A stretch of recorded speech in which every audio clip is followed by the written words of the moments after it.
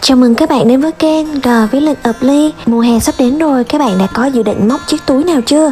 Nếu chưa thì các bạn đừng bỏ qua video này nha. Hôm nay mình sẽ hướng dẫn cho các bạn móc chiếc túi với họa tiết sóng biển và phối rất là nhiều màu dễ thương nè. Để móc chiếc túi này mình dùng len miêu cô tông 50g. Vì mình đang sẵn có len này, các bạn có thể dùng những loại len chất lượng hơn, dày dặn hơn cũng được nha. Còn về phần màu sắc, ở đây là mình có 1, 2, 3, 4, 5, 6, 7, 8 và 9. Mình sử dụng hết 9 màu len. Các bạn có thể phối màu theo sở thích cũng được nha. Tiếp theo là để trang trí thì mình sẽ sử dụng vài hạt ngọc trai size 4 đến 5mm, cộng thêm cúc áo với họa tiết đầy màu sắc nè. Ngoài ra các bạn có thể lựa chọn cúc áo hình ngôi sao, bông hoa hoặc là những trang với họa tiết trái tim, bông hoa, ngôi sao đều rất là dễ thương nè. Và để dán đồ trang trí thì các bạn không thể thiếu keo nến, đúng không? Về phần kim móc thì ở đây mình sẽ sử dụng kim 3.5mm. Còn các bạn dùng len khác hoặc chập đôi sợi thì các bạn nhớ điều chỉnh size kim cho phù hợp nhé. Tiếp theo là mình sẽ nói sơ về cách móc chiếc túi này. Vì mình móc để tạo họa tiết sóng biển với 16 chân mũi là được một cụm, nên khi lên dây bính bắt buộc số bính phải bằng 16 nhân với số cụm mà bạn mong muốn. Mình lấy ví dụ mình móc tổng cộng là 4 cụm sóng sẽ bằng 16 nhân 4 là mình sẽ lên 64 bính. Bạn nào thích túi nhỏ hơn là 3 cụm thì các bạn lấy 16 nhân cho 3 sẽ bằng 48 chân mũi ha. Và bây giờ mình cùng móc nha. Đầu tiên các bạn sẽ tạo cho mình một nút thắt. Mình đẩy sợi len từ phía trên xuống, ngón cái và ngón giữa mình giữ len. Mình luồn kim qua, vòng kim, lấy len kéo qua vòng tròn, thả tay ra, rút len lại, mình đã tạo được một nút thắt. Tiếp theo mình vòng kim, lấy len kéo qua, mình được một bính.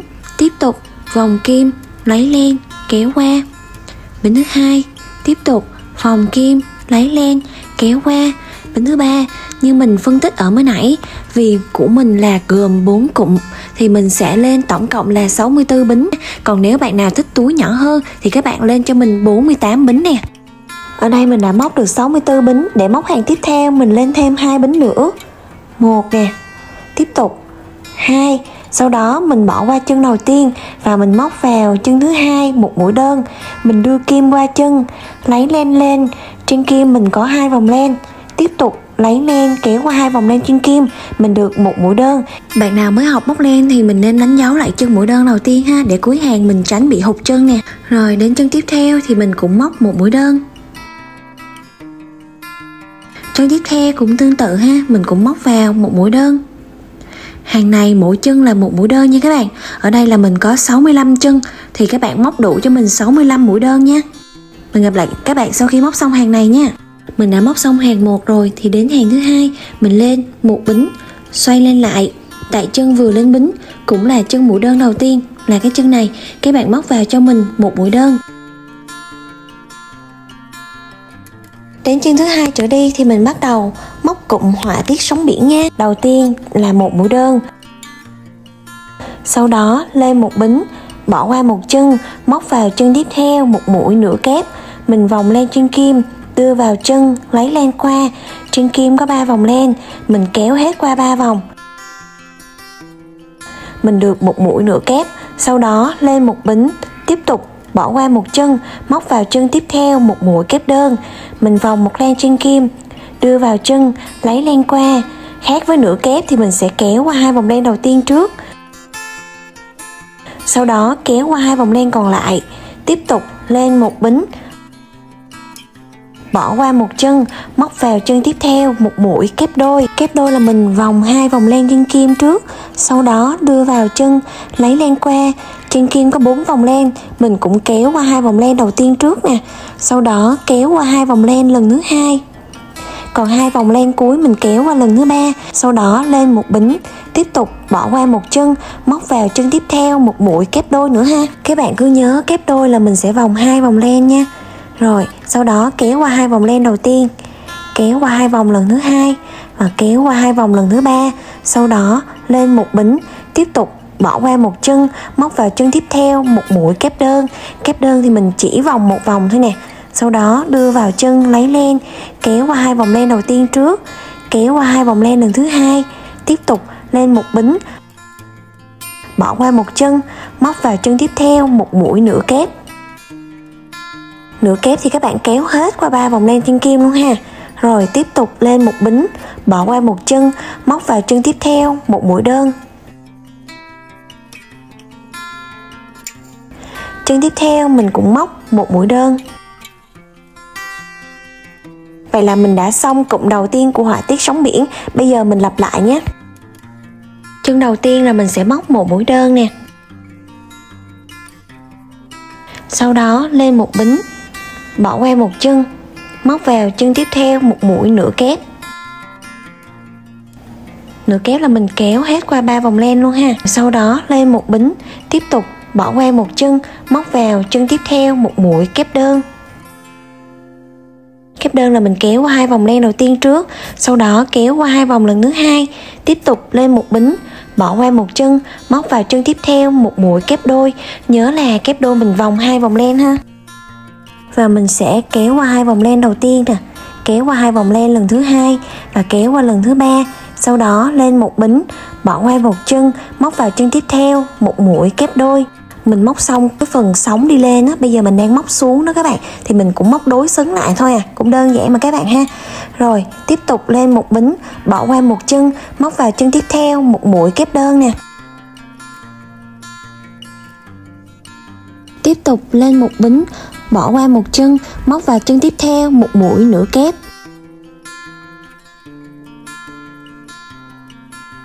Tiếp tục lên một bính, bỏ qua một chân, móc vào 2 chân tiếp theo, mỗi chân là một mũi đơn nha. Nhớ khúc cuối thì mình móc 2 mũi đơn nha các bạn. Mũi đơn đầu tiên, chân tiếp theo và mũi đơn thứ hai. Mình đã xong cụm thứ hai, đến 2 cụm còn lại các bạn thực hiện tương tự như vậy giúp mình nha. Mình đã móc gần về cuối hàng rồi nè, thì ở đây mình còn 3 chân. Mình đã móc xong một mũi nửa kép và lên một bính, thì tiếp tục mình bỏ qua một chân, móc vào 2 chân tiếp theo, mỗi chân là một mũi đơn. Mình đã xong mũi đơn đầu tiên, đến chân đánh dấu cũng là chân cuối thì mình cũng móc vào đây một mũi đơn ha, là đủ 2 mũi đơn nha các bạn.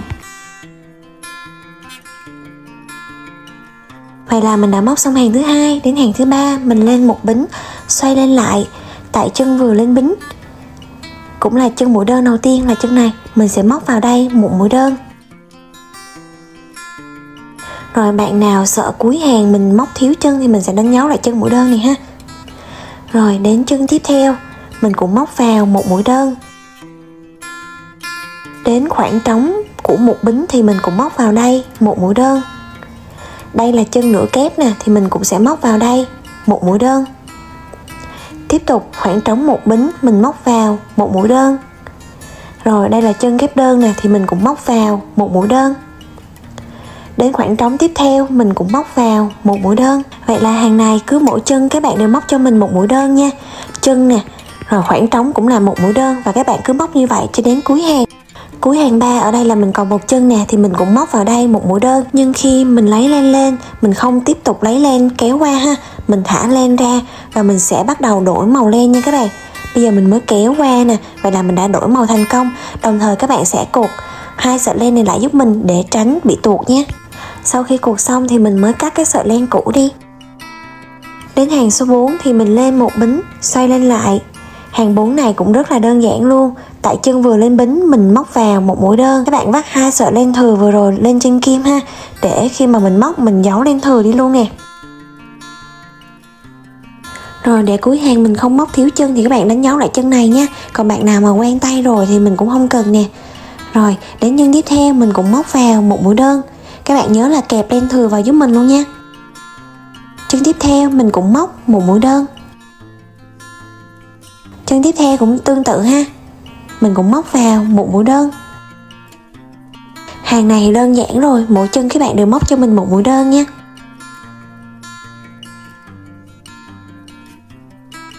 Đến cuối hàng ở đây là mình còn một chân nè, cũng là chân đánh dấu, thì mình sẽ móc vào đây một mũi đơn.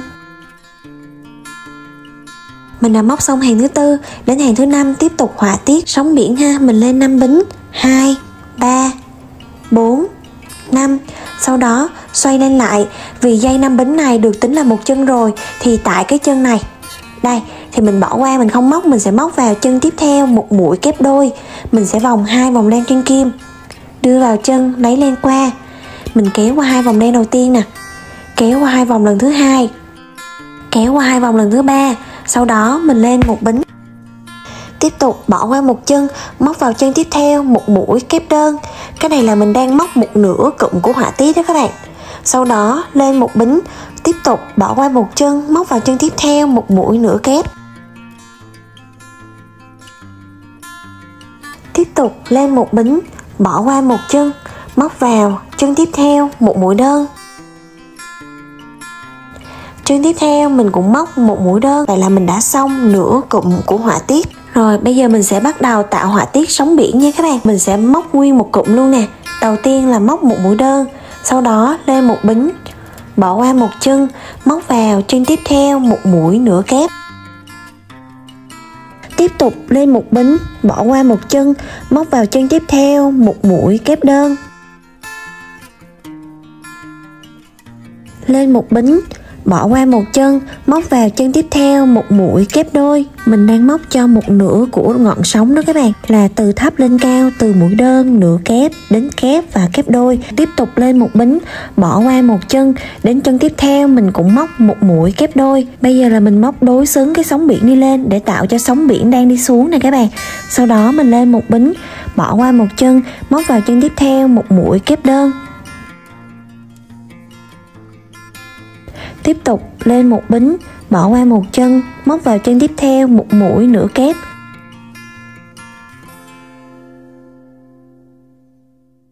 Rồi, lên một bính, bỏ qua một chân, móc vào hai chân tiếp theo, mỗi chân là một mũi đơn. Các bạn nhớ là cứ tới mũi đơn này thì mình móc 2 mũi đơn ha, mình xong một mũi đơn rồi nè.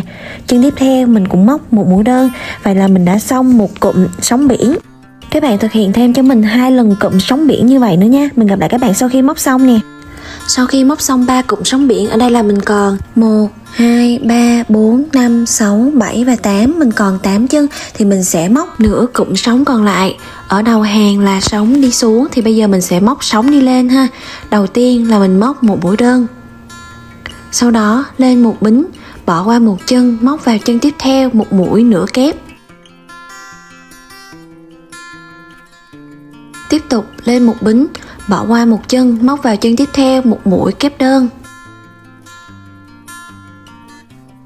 Tiếp tục lên một bính, bỏ qua một chân, móc vào chân tiếp theo một mũi kép đôi.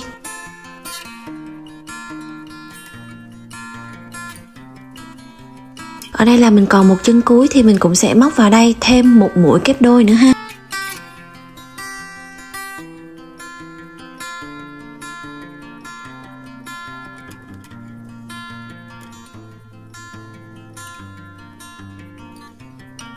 Vậy là mình đã xong hàng thứ 5. Sau đó lên một bính, xoay len để mình móc cho hàng thứ 6. Tại chân vừa lên bính nè, mình móc một mũi đơn. Rồi các bạn cũng đánh dấu lại chân này ha, để cuối hàng mình tránh hụt chân nè. Rồi đến chân tiếp theo mình cũng móc vào một mũi đơn. Đến khoảng trống một bính tiếp theo mình cũng móc vào một mũi đơn. Rồi chân tiếp theo mình cũng móc một mũi đơn nè. Rồi đến khoảng trống một bính mình cũng móc vào một mũi đơn. Rồi chân tiếp theo khoảng trống một bính. Đó, các bạn cứ thực hiện tương tự như vậy giúp mình nha. Cứ mỗi chân các bạn đều móc cho mình một mũi đơn cho đến cuối hàng. Đến cuối hàng đây là dây 5 bính của hàng 5. Vì là dây 5 bính được tính là một chân thì tại đây các bạn sẽ móc vào cho mình một mũi đơn luôn nha. Vậy là tổng cộng hàng này mình có đủ 65 mũi đơn nha các bạn. Rồi sau khi móc xong 3 hàng thì mình sẽ tiếp tục đổi màu cho hàng tiếp theo. Đây cũng là cách đổi màu thứ hai mình cũng muốn hướng dẫn cho các bạn. Sau khi mình móc xong mũi đơn rồi, mình kéo thẳng lên thì mình sẽ đưa kim vào hai chân ngoài của thân mũi đơn nè.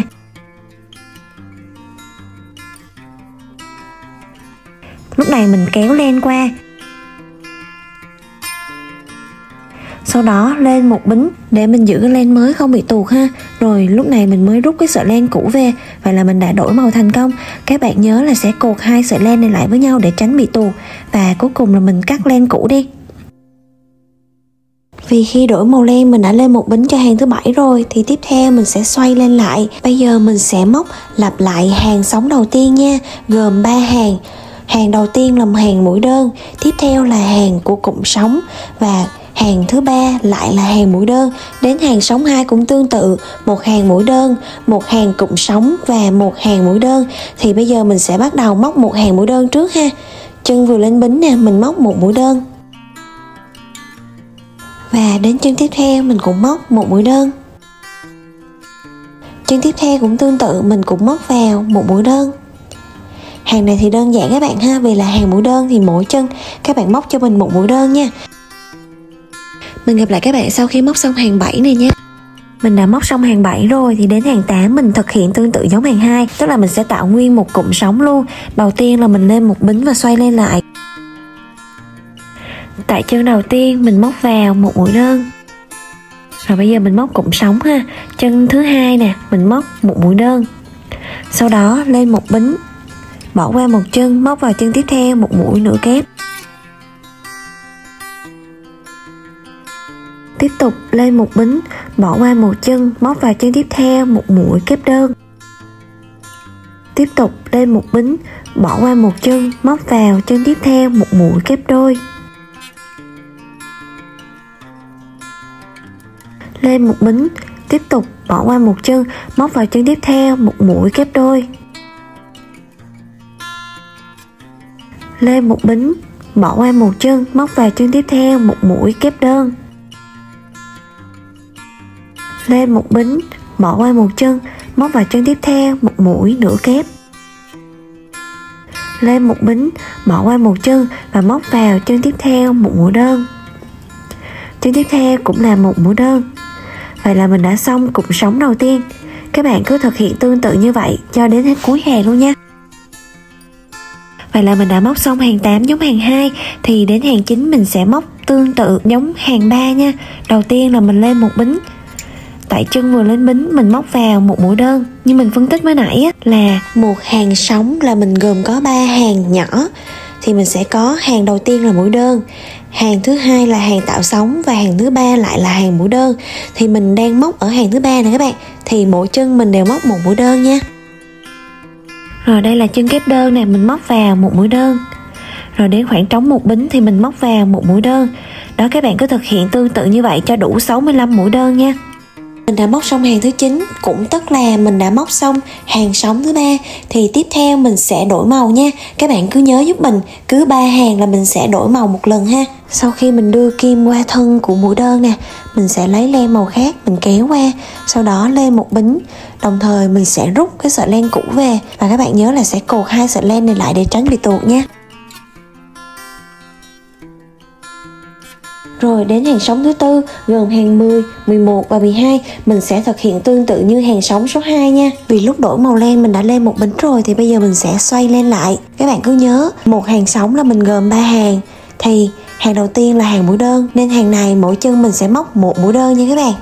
Chân vừa lên bính là một mũi đơn, và các bạn nhớ là giấu len thừa giúp mình. Đến chân thứ hai mình cũng móc một mũi đơn. Chân thứ ba mình cũng móc một mũi đơn. Chân thứ tư mình cũng móc một mũi đơn. Các bạn cứ móc cho mình mỗi chân là một mũi đơn cho đến cuối hàng nha. Mình đã móc xong hàng 10 đến hàng 11 thì mình móc giống hàng 5 nha. Đầu tiên là mình sẽ lên 5 bính. 1 2 3 4 5. Xoay lên lại. Vì dây 5 bính được tính là một chân rồi, thì tại cái chân dưới đó mình bỏ qua, mình sẽ móc vào chân thứ hai một mũi kép đôi.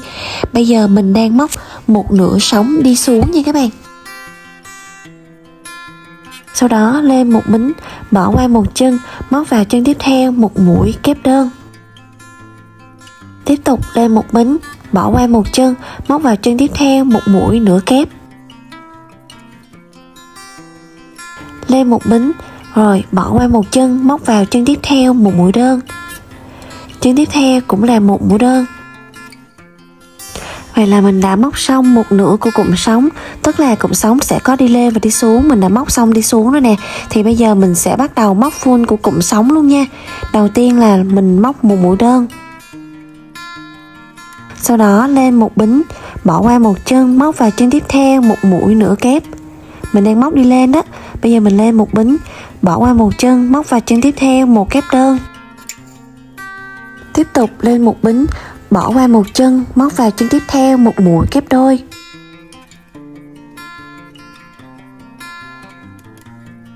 Tiếp tục lên một bính, bây giờ mình móc đối xứng ha, bỏ qua một chân, móc vào chân tiếp theo một mũi kép đôi.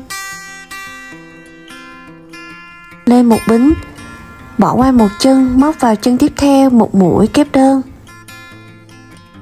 Một bính, bỏ qua một chân, móc vào chân tiếp theo một mũi nửa kép. Lên một bính, bỏ qua một chân, móc vào chân tiếp theo một mũi đơn. Chân tiếp theo cũng là một mũi đơn. Vậy là mình đã móc xong full một cụm sống. Các bạn móc cho mình thêm 2 cụm sống tương tự như vậy nữa nha. Sau khi móc xong 3 cụm sống, đến các chân còn lại mình sẽ bắt đầu móc nửa cụm sống còn lại nha. Bây giờ mình sẽ móc nửa cụm sống đi lên nè. Chân đầu tiên mình móc một mũi đơn. Sau đó lên một bính, bỏ qua một chân, móc vào chân tiếp theo một mũi nửa kép. Lên một bính, bỏ qua một chân, móc vào chân tiếp theo một kép đơn. Lên một bính, bỏ qua một chân, móc vào chân tiếp theo một mũi kép đôi.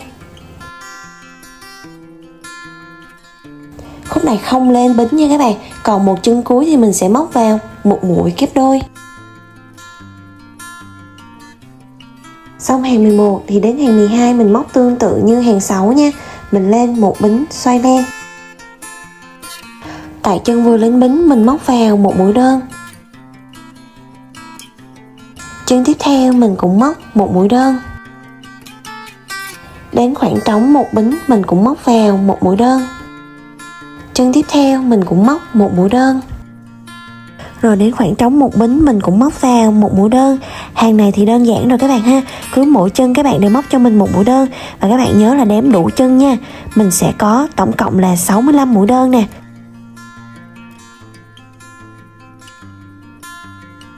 Và các bạn nhớ là đến cuối hàng tại dây bính cũng tính là một chân, thì tại đây mình sẽ móc vào một mũi đơn.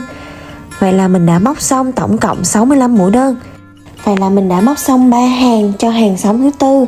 Đến hàng sóng thứ 5 gồm 3 hàng tiếp theo thì mình sẽ lặp lại tương tự như hàng sóng số 3. Tức là mình sẽ móc giống hàng 7, 8, hàng 9. Đến hàng sóng thứ 6 mình lại móc giống hàng sóng thứ tư gồm 3 hàng nhỏ. Từ đó đến các hàng tiếp theo các bạn cứ móc xen kẽ hàng sóng thứ 3 và hàng sóng thứ tư.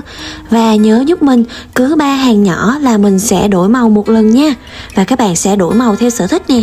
Ở đây là mình đã móc xong 15 hàng sóng rồi nè. Bạn nào thích túi ngắn hơn hoặc dài hơn thì các bạn có thể điều chỉnh hàng sóng cho phù hợp nha. Và các bạn sẽ móc cho mình thêm một mảnh tương tự nữa. Và tiếp theo là mình sẽ nối hai mảnh này lại với nhau để mình tạo phần thân túi. Mình sẽ nối từ trên xuống dưới tới phần đáy túi. Tiếp tục mình sẽ nối từ trái sang phải. Sau đó mình sẽ nối từ dưới lên trên lại. Và mình sẽ đưa mặt phải ra ngoài, mặt trái vào trong. Mình sẽ may hoàn toàn ở mặt phải hết nha các bạn.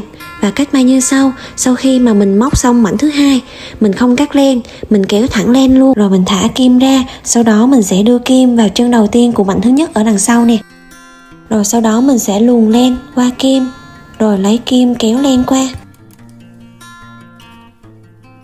Sau đó các bạn lên cho mình một bính.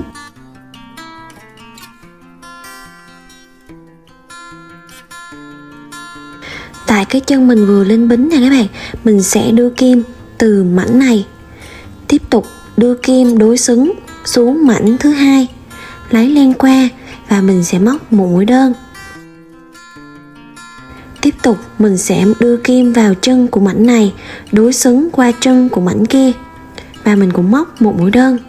Rồi chân tiếp theo mình cũng đối xứng từ chân bên này qua chân bên kia và mình cũng móc một mũi đơn. Rồi tiếp tục ở đây có một khoảng trống nè, cũng là chân nè, mình cũng đưa kim từ chân bên này đối xứng qua chân kia ha. Vì hai mảnh nó giống nhau nên cũng đơn giản đó các bạn. Tiếp tục mình đưa kim từ chân bên này đây đối xứng qua chân bên kia và mình móc một mũi đơn. Đây là dây 5 bính nè, nhưng mà mình đã móc được một mũi đơn rồi, thì tại đây các bạn móc thêm cho mình 3 mũi đơn nữa ha. Một mũi đơn, tiếp tục 2 mũi đơn, tiếp tục và 3 mũi đơn. Thật sự cái này rất là đơn giản luôn các bạn. Các bạn cứ đối xứng từ chân bên này qua chân bên kia là được ha. Và mình cũng móc một mũi đơn nè. Đó, các bạn cứ thực hiện tương tự như vậy cho đến phần đáy túi ở dưới đây luôn nha. Gần tới phần đáy túi rồi, ở đây là mình còn 2 chân thì mình cũng đưa kim từ chân bên này đối xứng qua chân bên kia và mình móc một mũi đơn. Ở đây là mình còn một chân cuối nè thì mình cũng đưa kim từ chân bên này và mình đối xứng qua chân bên kia. Mình cũng móc một mũi đơn. Vì đây là góc thì các bạn sẽ móc cho mình thêm một mũi đơn vào chân vừa rồi ha. Đây là cái chân này. Rồi lấy len móc một mũi đơn. Rồi đến các chân tiếp theo các bạn cứ móc cho mình một mũi đơn ha. Đến phần đáy này thì rất đơn giản rồi. Rồi chân tiếp theo mình cũng móc một mũi đơn nè. Các bạn cũng nhớ là giấu len thừa đi giúp mình ha. Rồi chân tiếp theo mình cũng móc một mũi đơn. Các bạn nhớ là đối xứng từ chân bên này qua chân bên kia nha. Và các bạn cứ móc như vậy cho đến phần góc bên này. Và tiếp tục may cho phần cạnh túi còn lại. Mình gặp lại các bạn sau khi may xong nha. Ở đây là mình đã may xong phần cạnh túi rồi, mình đã trừ miệng túi lại rồi. Thì sau đó mình lên thêm một bính nữa và mình cắt len đi. Tiếp theo là mình sẽ tạo bèo thì mình cũng bắt đầu tại phần cạnh túi bên tay trái nha. Đầu tiên là mình sẽ tạo một nút thắt bên ngoài trước nè. Tại chân mũi đơn đầu tiên mình sẽ đưa kim qua, rồi lấy cái phần nút thắt qua. Tiếp theo mình lên một bính. Tại chân vừa lên bính các bạn móc vào cho mình một mũi đơn.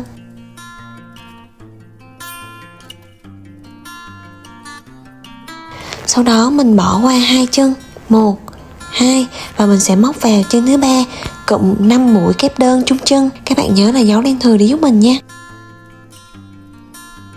Một kép đơn tiếp tục tại chân đó. 2 kép đơn tiếp tục tại chân đó. 3 kép đơn tiếp tục. 4 kép đơn. Và 5 kép đơn. Sau đó mình tiếp tục bỏ qua 2 chân.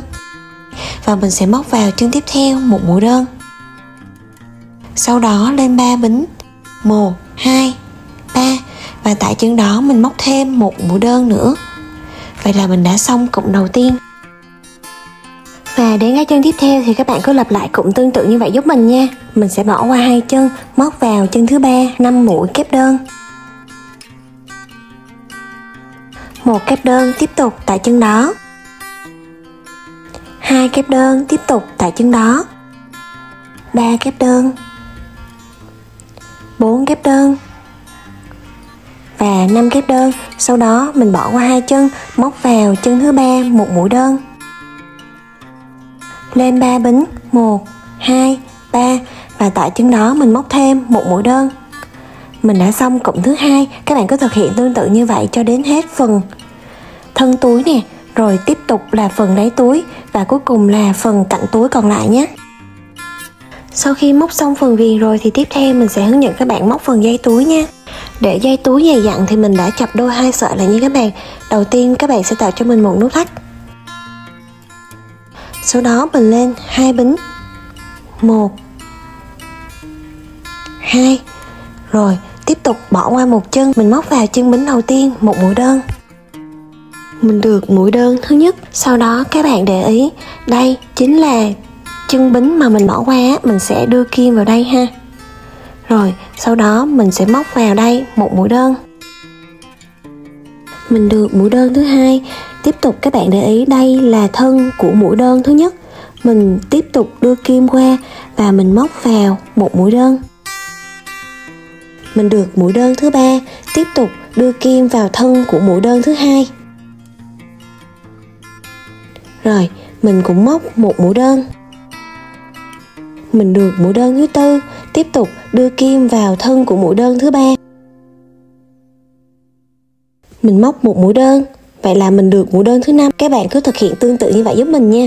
Mình cứ đưa kim vào thân của mũi đơn trước đó là mình sẽ móc được một mũi đơn. Vậy là các bạn cứ thực hiện tương tự như vậy cho đến khi đạt được độ dài quai túi mà bạn mong muốn nha. Vì dây túi của mình sẽ cột vào nên mình sẽ móc dây túi dài nha các bạn. Ở đây là mình đã móc được 230 cm rồi. Thì tiếp theo mình sẽ kết thúc.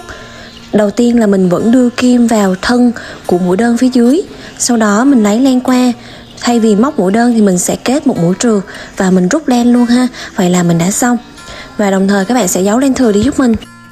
Ở đây là mình dùng một cái kim móc size nhỏ hơn để mình giấu cho dễ nha. Còn bạn nào mà có kim khâu len á thì các bạn xỏ dây qua và mình giấu như bình thường nè.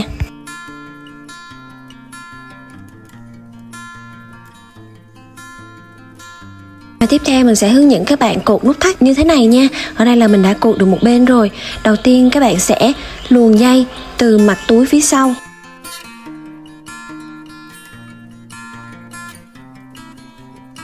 Sau đó mình luồn lên mặt túi phía trước.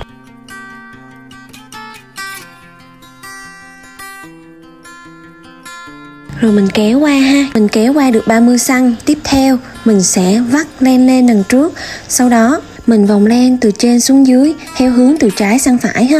Sau đó vòng lên trên, mình được vòng đầu tiên. Tiếp tục thực hiện tương tự. Vòng xuống, vòng lên, mình được vòng thứ hai. Sau khi được 2 vòng rồi, mình thực hiện thêm một nửa vòng nữa. Và sau đó mình sẽ luồn lên cái sợi dây đầu tiên ở phía sau.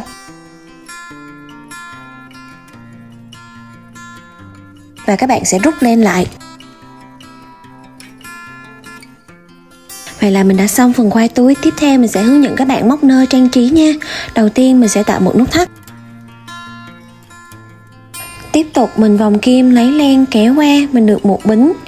Bính thứ hai, bính thứ ba, bính thứ tư. Các bạn lên cho mình một đoạn dây bính tùy vào độ dài mong muốn nha. Ở đây là mình đã tạo một đoạn dây bính dài 30 cm. Để móc hàng tiếp theo, mình bỏ qua chân đầu tiên, móc vào chân thứ hai một mũi trượt, mình lấy len lên, tiếp tục kéo luôn cái vòng len vừa lấy qua vòng len trên kim, mình được một mũi trượt. Chân tiếp theo mình cũng móc vào một mũi trượt, lấy len lên nè, rồi kéo luôn qua vòng len trên kim. Rồi chân tiếp theo mình cũng móc một mũi trượt. Hàng này thì đơn giản ha, các bạn cứ móc cho mình mỗi chân là một mũi trượt nhé.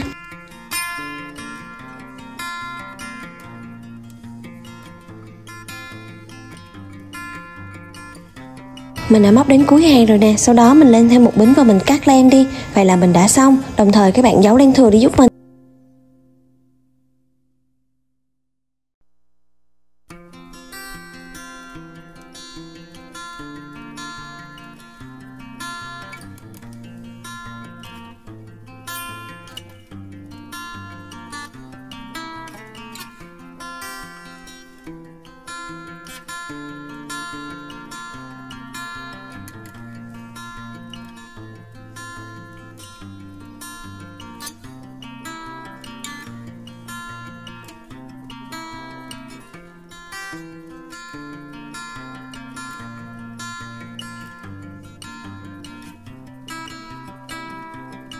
Sau khi giấu len thừa xong thì tiếp tục mình sẽ rút để mình tạo phần nơ nha. Đầu tiên các bạn sẽ đẩy len từ phía trên xuống một đoạn như thế này. Sau đó ngón cái mình giữ cái đoạn len đó ha. Tiếp tục mình vòng đoạn len còn lại sang ngón cái nè, tạo một khoảng trống. Thì tại đây các bạn sẽ đưa vòng len vào khoảng trống đó. Và cuối cùng là mình rút len để mình tạo nơ.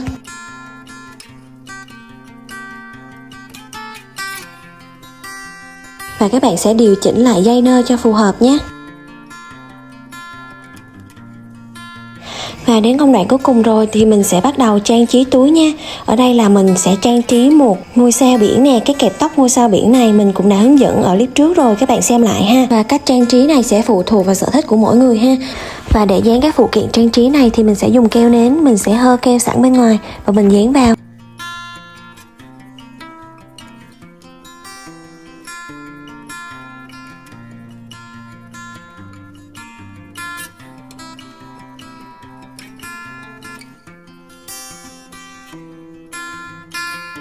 Vậy là cuối cùng video hướng dẫn móc chiếc túi sóng biển của mình cũng đã hoàn tất rồi. Mình chúc các bạn thành công nha. Các bạn đừng quên cho mình một tim và một follow ủng hộ mình nhé.